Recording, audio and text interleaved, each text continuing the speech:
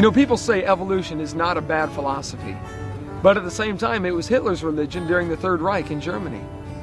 Hi, my name is Eric. In this next seminar, Dr. Hovind exposes some of the terrible things that have been done in the name of evolution. Because dictators throughout time have used the evolutionary ideas to support their brutal tactics.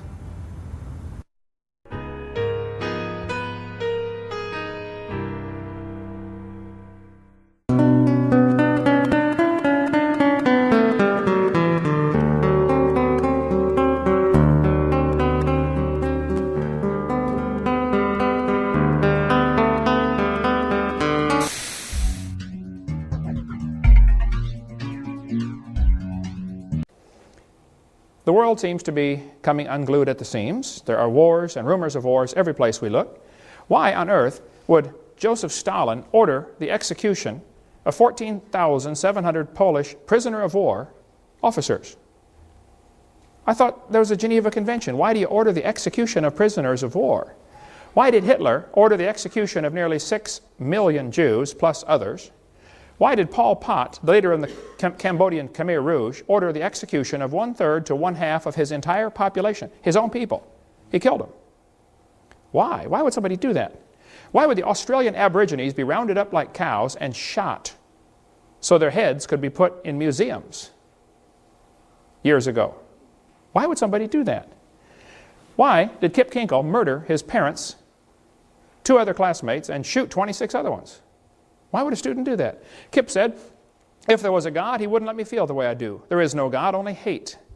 On May 21st, 1998, 15-year-old Kip Kinkle, a student at Thurston High School, that's in Oregon, near Eugene, allegedly entered the school cafeteria and fired more than 50 rounds from a semi-automatic rifle. 26 students were injured, 2 killed. Later, the bodies of his parents were found in his home. He was then arrested and taken to a police headquarters where he attempted to murder a detective during his questioning. Kip said, if there was a God, he wouldn't let me feel the way I do. There's no God, only hate. Why have we had nearly a 1,000% increase in violent crimes since I was a boy? I remember the days when you did not have to lock your house. We'd go off on vacation for 2 weeks. I never had a key to my house growing up. Never did have a key. I don't know if it even had one. You didn't need one in those days. Why would there be such a horrendous increase in unwed birth rates? And so much of our moral structure is just simply unraveling. What on earth is happening? Dylan and Eric Harris and Dylan Klebold made a videotape prior to the Columbine shootings. On that tape, they said, talking about one of the football players, he doesn't deserve the jaw evolution gave him. Look for his jaw, it won't be on his body. These 2 boys were very strong believers in evolution. They did the shooting on Hitler's birthday on purpose. They shot Isaiah Shoals just simply because he was black. They shot Cassie just because she believed in God. Same thing with Rachel. What happened? Why would somebody do this? What's going on in our thinking? Well, the newspaper article in Columbine High School said, the clothes may give a clue to the thinking of these teenagers. The autopsy said one of the boys' shirts said natural selection on the front. Interesting. Textbooks used in Escambia County, Florida, this textbook, says evolution and natural selection go together. This textbook says natural selection causes evolution. Well, just what is this natural selection? Oh, you see, Adolf Hitler thought he would speed up the process by eliminating the inferiors. Hitler honestly thought he was doing the world a favor. So did Joseph Stalin. So did Pol Pot. Why do people do these things, though? What is wrong with our thinking?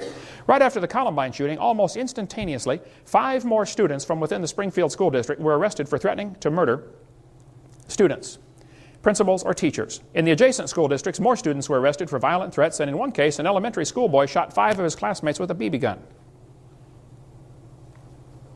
Could it possibly be that what we're teaching them is causing this behavior? You know, what you believe determines how you behave.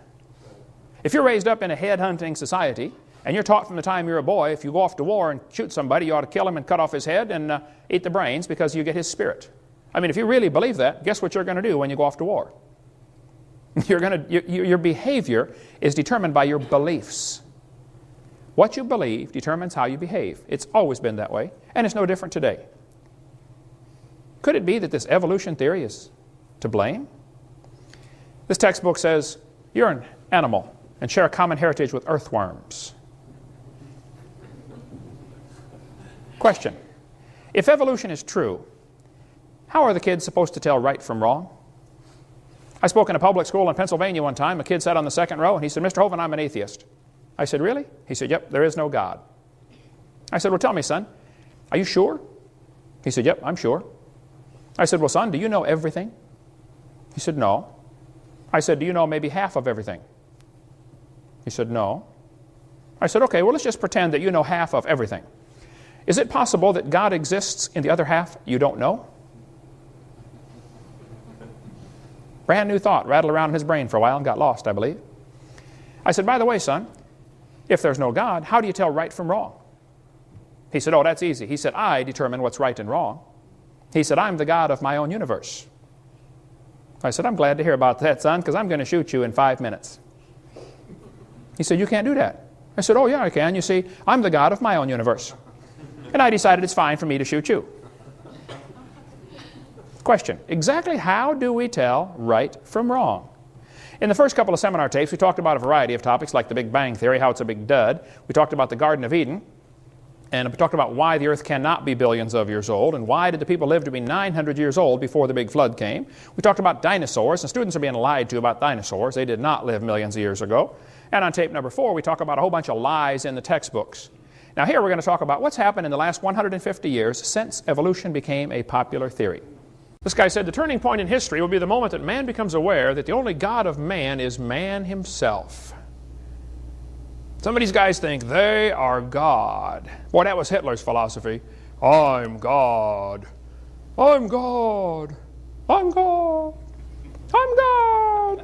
I'm God. I'm God. Hey, Gabriel, come and listen to this. Ha, ha, ha. We're not such big stuff, folks.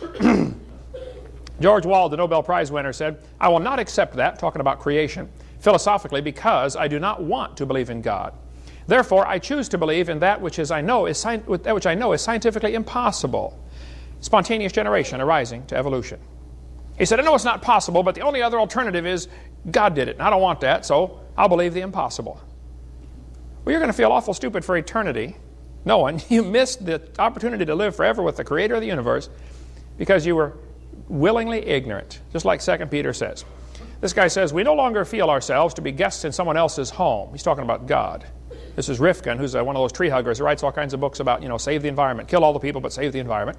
Jeremy Rifkin said, "We no longer feel ourselves to be guests in somebody else's home, and therefore obliged to make our behavior conform to a set of pre-existing cosmic rules. It's our creation now.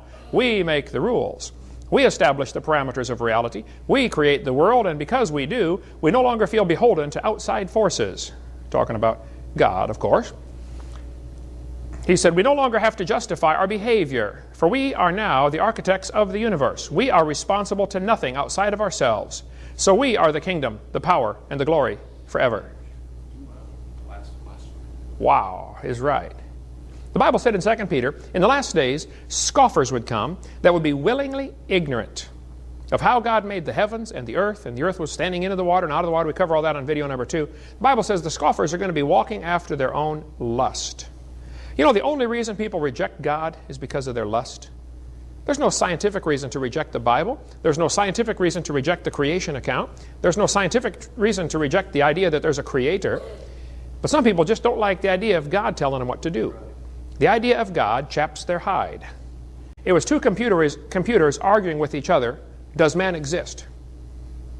Showing the absurdity of two humans trying to argue, does God exist? The computers couldn't see man, so therefore he didn't exist. And they were going through all kinds of explanations of how, they gradually got all this circuitry by blind chance. The same kind of dumb arguments the evolutionists do, trying to explain how life arose by chance. What happened? Satan put it into the heart of some of his followers that they should build a kingdom and rule the world. Let me get the story right. The press claim that you claim to be the Son of God. Mm-hmm. Is that true? Yes, you see, the thing is that it's quite funny, really. 2,000 years ago, had a guy called Jesus sat here and said these same things, you would still be laughing. It's really funny that we've not really moved on that much. The negativity, the thoughts that I'm talking about that are very destructive, are pouring out of this planet let me every day. Was it a great shock for you to discover this at 38? Well, I think the word is gobsmacked. But again, you know, the best way of removing negativity is to laugh and be joyous. So I'm delighted that there's so much laughter in the audience tonight. But no, but just let me say this. They're laughing at you. They're not laughing with you.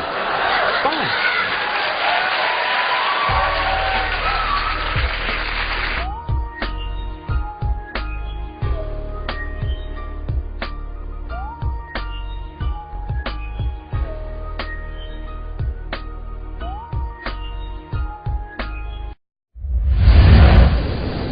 Remember, all I'm offering is the truth.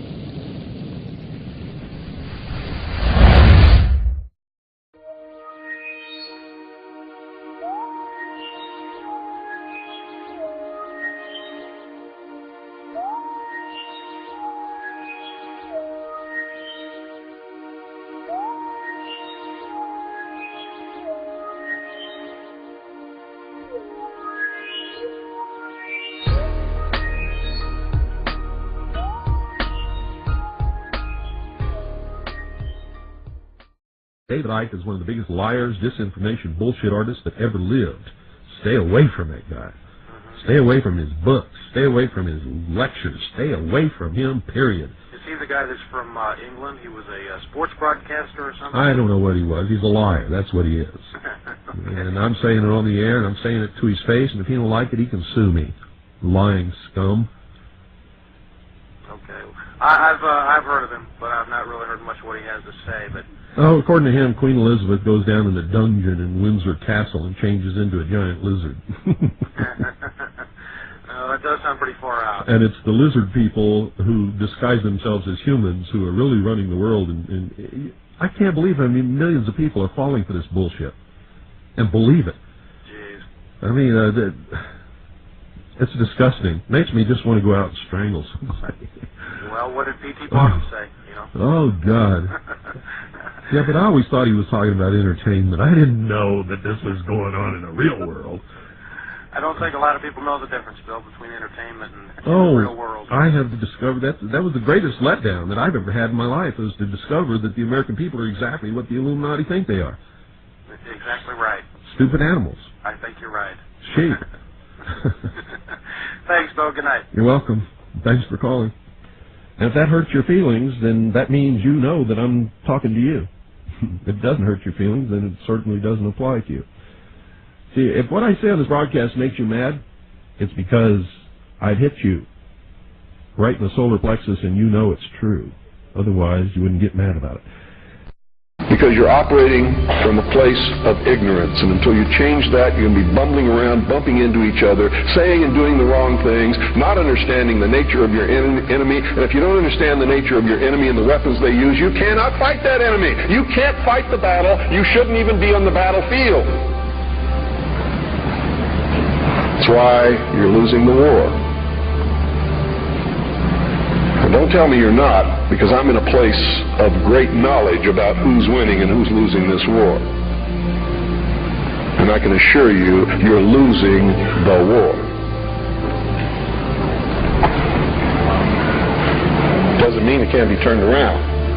But it'll never be turned around until you learn what you need to know. Don't spread a rumor. Spread the truth. Document it. Prove it. Make it irrefutable, and you too will become dangerous to those who admire us in lies and enslave us.